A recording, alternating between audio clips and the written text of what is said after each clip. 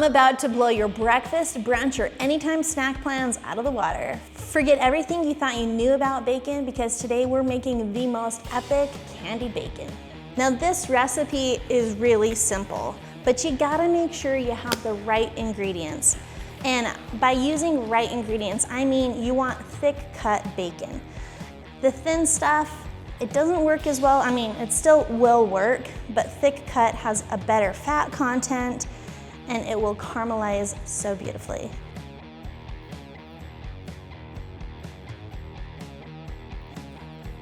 Now for candied bacon, you can simply just add sugar and that's delicious, but we love to add additional flavors. And for today's candied bacon, we're gonna be adding our Three Little Pigs touch of cherry. This one is phenomenal with bacon, but not just this one. And for our second layering of flavors, we're going to be using pork star. These two together are the most amazing combo. To make candied bacon, you need the sugar, so sprinkle that on and be generous.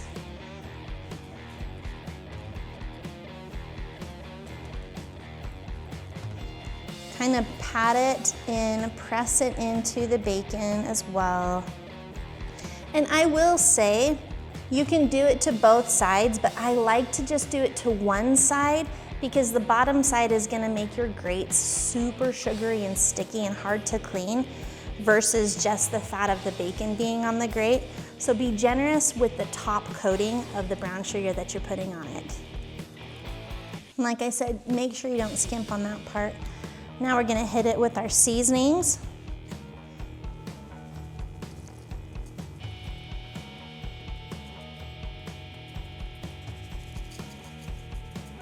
Make sure you get every little square inch of this. What is gonna stick is what's supposed to stick, and now we're gonna head to the smoker and place it on there.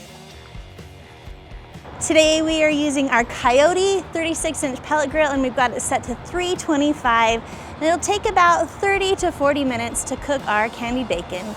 And the nice thing about a pellet grill is it's really like a convection oven.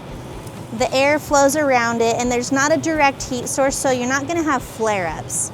It's the perfect place to cook candied bacon.